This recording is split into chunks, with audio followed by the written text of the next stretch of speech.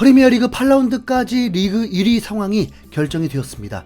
한 경기를 먼저 치른 1위 토트넘이 그 다음 경쟁팀들의 경기 결과에 따라서 순위가 바뀔 수 있었는데, 아스날 대 맨시티 빅매치에서 아스날이 맨시티를 격파하면서 리그에서 맞대결 12연패였는데 드디어 끌어냈습니다. 지난 시즌 서름이었죠. 우승 문턱에서 맨시티에게 두 경기 모두 패한 것이 너무 뼈아팠는데 드디어 서력에 성공을 했습니다. 토트넘과 아스날은 6승 2무로 승점이 같은 상황이 되었는데, 토트넘이 득점 수가 더 많으면서 1위를 유지할 수 있었습니다. 다른 시각으로는 이제 8라운드의 리그 1위가 뭐가 중요하냐고 할 수 있지만, 기분이 좋은 걸 어떻게 해요. 어디까지 유지할 수 있느냐가 관건이겠죠. A매치 기간이 끝나면 아스날은 부럽기도 하지만 겁나게 바쁘게 보내야 합니다. 첼시와의 런던 더비를 시작으로 챔피언스리그, 리그컵까지 스케줄이 빼곡합니다. 아르테타 감독이 챔피언스리그 출전이 처음이기도 하고 전력을 강화시켰다고 하지만 그렇게 두터운 편은 아니라서, 특히 공격수, 과연 이 시기를 잘 넘길 수 있을지 매우 궁금한데, 충분히 휴식을 하면서 100%로 경기하는 토트넘이 더 유리할 수 있다 보니까 더 흐뭇하게 되는 것 같습니다. 이번 주간 베스트 11에는 손흥민은 없지만 비카리오, 로메로, 반더벤이 토트넘 3명이 뽑히는 희귀한 광경도 보게 되었습니다. 이미 손흥민, 메디슨, 사르, 비수마까지 뽑힌 적도 있으니까 토트넘이 얼마나 잘 나가고 있는지 감이 오시나요? 자, 그럼 도대체 아스날이 맨시티를 어떻게 이겼느냐? 아스날은 사카가 부상으로 이탈하고 마르티넬리는 부상으로 쉬었다가 엔트리에 포함은 되었습니다. 그러면서 선발 공격진이 제주스, 은케티아, 트로사르가 완성이 되었습니다. 그에 맞선 맨시티의 공격진은 홀란, 필포든, 알바레즈. 차이가 매우 크게 느껴지죠. 그런데 미드필더와 포백 라인은 어느 정도 비등비등했습니다. 왜냐하면 맨시티는 데브라이너도 없고 로드리도 없었기 때문입니다. 거기다 아스날의 홈경기인 만큼 주눅들 필요가 없었죠. 아스날은 올 시즌 시작하기 전에 커뮤니티 실드 결승전에 붙어서 맨시티를 무너뜨리기도 하면서 희망을 봤습니다. 경기가 시작되고 맨시티는 초반에 큰 기회가 있었습니다. 3m 앞에서 아케에게 큰 기회가 왔는데 그걸 공중으로 날려버렸습니다. 그래도 히샬리송보단 낫죠. 거기다 전반 16분에 라엘 골키퍼의 실수로 알바레즈의 압박에 실점할 위기도 있었습니다. 아스날의 은케티아에게도 기회는 있었지만 득점이 될 거란 기대감은 전혀 없었죠. 전반은 그래도 맨시티가 앞섰고 맨시티는 심판 덕도 봤습니다. 이미 웨데고르에게 깊은 태클을 하면서 경고를 받았던 코바치치가 이번엔 라이스에게 태클을 하면서 발목을 가격했는데 주심이 파울이 아니라고 했고 아르테타 감독은 노발리발을 했습니다. 근데 누가 봐도 경고성 파울이었는데 맨시티는 전반에 모든 걸 다 했다고 보면 됩니다. 후반전에 아스날의 압살을 당해버립니다. 점유율도 밀렸고 슈팅은 단 1개에 불과했으니까요. 그렇다고 일방적인 건 아니고 수준 높은 팽팽한 경기였습니다. 아스날의 공격이 거세지면서 후반 85분에 드디어 선제골이 터집니다. 마르티넬리가 과거 손흥민 존에서 슈팅을 날렸는데 굴절되면서 골이 되어버렸습니다. 이거 아스날 주특기인가요? 토트넘전에서도 로메로 굴절로 골을 넣더니 이번엔 아케 얼굴을 맞추는 굴절로 골이 들어갔습니다. 완벽한 행운의 득점이었죠. 경기가 1대0이었을 뿐 수준 높은 경기이긴 했습니다. 이건 아스날의 수비의 대성공이었다고 봐야죠. 현존 세계 최고의 스트라이커 홀란은 슈팅 제로라는 굴욕을 겪어야 했습니다.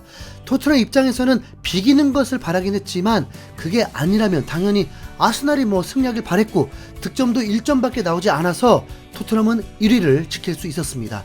부 런던 더비 두 팀이 나란히 1, 2위를 기록하는 순간은 프리미어리그 창설 이후 최초의 상황입니다.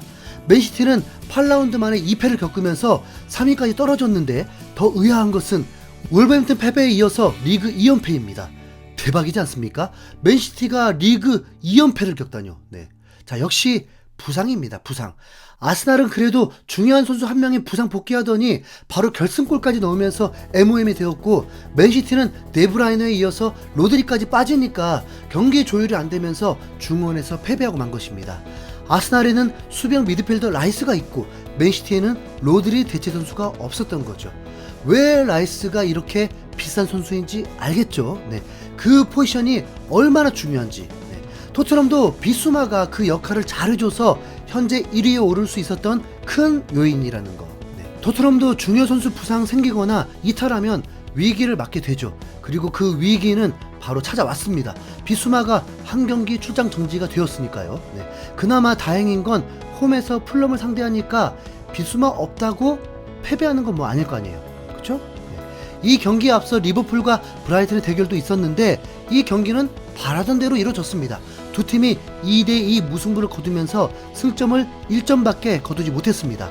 리버풀로서는 매우 아쉬웠죠. 전반에 2대1로 앞서면서 마쳤는데 후반 77분에 세트피스에서 덩크를 막지 못하고 비기고 말았습니다.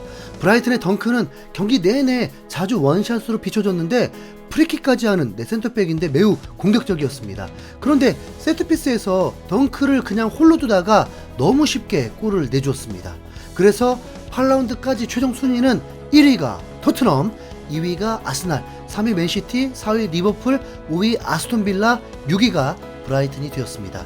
한편 민망하지만 황희찬 소식을 전하지 않을 수 없습니다.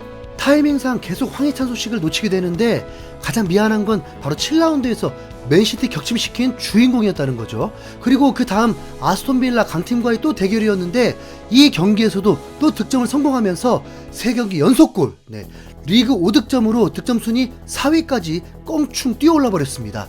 이게 무슨 일인지 손흥민이 2위, 황희찬이 4위인 충격적인 상황이 되어버린 것이죠. 뉴캐슬의 이삭이 이날 멀티골을 넣으면서 손흥민과 동률이 되었는데 손흥민 바로 밑에 황희찬이 있는 것입니다. 황희찬이 선발 출전을 했고 후반 7분 만에 득점에 성공하면서 앞서 나갔는데 이 골을 분노의 골이라고 평가를 받았습니다. 왜냐하면 득점 바로 전 상황에서 상대 선수의 팔에 얼굴을 맞고 쓰러졌고 코피까지 터지면서 경기가 중단된 상황이 발생했기 때문입니다. 다행히 황희찬은 코피가 난 것일 뿐 큰 문제는 없는 듯 보였습니다. 그런데 주심이 황희찬의 파울이라고 선언하면서 매우 황당했던 거죠. 이상한 건 울버햄튼 선수들도 항의를 하지 않았습니다.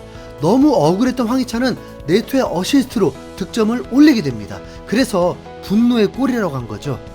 황희찬과 네트의 콤비는 뭐 거의 미쳤다고 봐야 합니다. 솔직히 황희찬이 네트에게 밥 많이 사줘야 합니다. 두 선수 매우 빠르다 보니 네트가 오른쪽에서 휘젓고 황희찬의 놀라운 위치 선정으로 팀에서 50% 이상 득점을 책임지고 있습니다. 정말 아쉬운 건 이후 곧바로 실점을 하면서 1대1 무승부로 마쳐야 했습니다. 울버햄튼이 약체팀인 만큼 승전보를 전하기는 쉽지 않겠지만 황희찬의 놀라운 골 결정력은 프리미어리그에서 주목하고 있습니다. 거기다 황희찬은 구단 새 역사를 썼는데 사상 최초 리그 홈 5경기 연속골을 폭발시킨 선수가 되었습니다. 황희찬이 부상만 없다면 현재 바뀐 감독 또한 중용을 하고 있기 때문에 마땅히 의지할 공격수도 없어서 울버햄튼 동료들이 황희찬만 바라봐야 하는 상황이 되었습니다. 황희찬이 몇 골 넣을지 상상도 안 갑니다. 괜히 아시안컵 타이밍이 못마땅히까지 합니다. 웃으면 못해봐 그냥 확. 이제 황희찬에게도 관심을 더 많이 가져야 할 텐데 몸이 하나라서 솔직히 쉽진 않습니다. 하지만 짧게라도 꼭 황희찬의 활약도 꼭 전할 수 있도록 하겠습니다. 자, 이제부터 관전 포인트는 토트넘이 언제까지 1위를 유지하게 될 것인가 입니다. 설레발치지 않겠습니다. 우선 6연승 화이팅! 이상 흰수염그랬습니다. 감사합니다.